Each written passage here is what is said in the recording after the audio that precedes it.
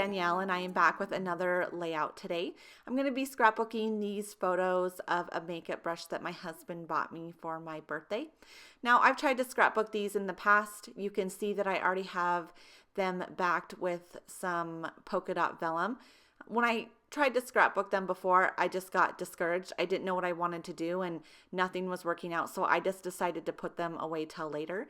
But I found these doilies in the cake decorating section of my Michaels, and they're really big and fun. And so doilies are super girly to me, and so is makeup, and so I thought I would give this layout another try and see how it goes, and it turned out great. So I mess with these photos quite a bit, but they basically stay in this same placement. I just kind of fuss with the spacing quite a bit throughout this video, but I'm going to be putting this doily in the upper left hand portion of my layout and then layering my photos on top of that. Now, I scrapbooked about my birthday in my Project Life album already, and some of these pictures are on that spread, but I always knew I would be doing a traditional layout with this as well. I think this will be a fun layout for my daughter to look back on. I know if my mom was a scrapbooker when she was younger, these are the types of layouts that I would really like seeing. It shows, I think it shows a little bit of my personality and a little bit of the things that I would like, and I would love to see those things that my mom got excited about, when she was in her 30s. And so these type of layouts are always important for me to do because I want to document myself for my daughter. So I was excited that I tackled these photos, even though they were a little bit more difficult for me to do. So once I got my photos in place and I got my doily trimmed up, I start embellishing this layout. Now, I really liked that sparkly smile piece that came in a past Felicity Jane kit, and I knew I wanted to use it on this layout. So I pulled that out, and then from there I just went through my my Felicity Jane kit, and I pulled out other gold embellishments to put on this layout. I have a gold flare, and then I also have a couple of bows. I have this one that's a little bit more puffy and bold, and then I have that clip that is a little bit more dainty. I will go back and forth quite a bit with that decision. I just don't know which one is the right one. I end up using the one that's a little bit more puffy, and I'm glad that I did. I think that obviously the word smile looks pretty bold, and I think that flare button, it sticks up a little bit and adds a little bit of texture, so it seems a little bit more bold.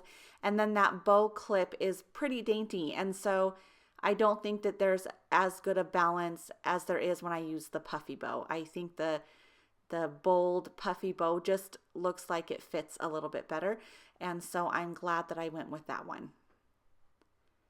Now, I have these confetti pieces that I think are really cute, and I thought it would be fun to scatter them on this layout, especially since this is a story about a birthday present. I thought it kind of just fit the party theme, but I want to make sure that I get my journaling in place so that I don't have a problem fitting that on later. So I decided to tackle that, and in my journaling I just kind of talk about what I've already mentioned, that this was a birthday gift and that I was really excited to get it, and it was just so much fun. So now that I have that journaling in place, I can start the process of scattering these confetti pieces, and I want them to look pretty random, which sometimes is hard for me, but I want them to be more saturated at the top of my layout, and then as they go down the page to be a little less saturated. So I'm putting more of those circles on the upper portion of my layout, and I'm trying to mix the colors. I want a little sample of all the colors that came in that little bag, and so that's kind of what I'm doing now. I would be more comfortable using the softer colors like the blue and the pink, but I wanted to do something a little different, so I did make it a point to use some of the bolder colors like the purple and the brighter pink. And I definitely made sure to get more of those on there just because it was, you know, it was something a little different for me to do. So now that I have these in place, I just need to get them all stuck down. And I debated for a little bit on what adhesive I wanted to use. Because they're so thin, you're going to see anything that I put behind them. And so I decided that this red tape, it's a pretty strong tape, but I decided since it's a little thicker and a little bit more solid, that it would be the least noticeable of all the options that I had available to me. And so I just get them all stuck down, and then I give my page a good shake to make sure I didn't miss any. And now I'm gonna go through and cut anything that's hanging off of the edge. This is always my favorite part. If I ever have anything sticking over the edge, it is so fun for me to just cut them off and make my edge nice and crisp and clean again. It's super satisfying. So now that I see this layout, I noticed that I had 2 overlapping circles on the right hand side behind that photo, and those are the only 2 that kind of overlapped with each other, and so I wanted there to be another one. So I just take another blue circle and I made sure when I put it down that it overlapped that red one a little bit. And then after that, I just work on getting the rest of these embellishments put into place. And you can see here that I am still going back and forth about which one of these bows I want to use.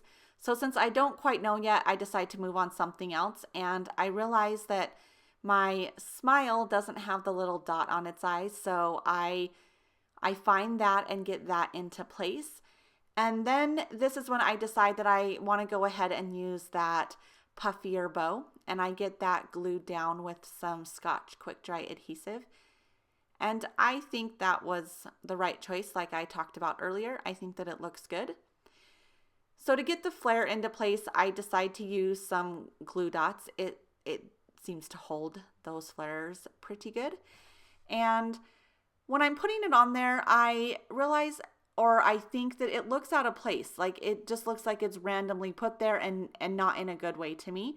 So I'm trying to think about what else I could do to make it feel like it belongs there. And what I decided is that if I take some of the gold sequins here and kind of cluster with that flare, that it would feel more in place. And I think that it does. It doesn't look so random over there. And then after I get that done, the only thing I have left to do is get the date put on here, and I just use a stamp to put that down. So I just wanted to thank you guys so much for watching. I also wanted to thank you for your continued support. I know August was a crazy month for me, but things have settled down and I'm getting back to my regular routine and scrapping more, and I totally welcome that. So I'll see you all real soon. All right, bye guys.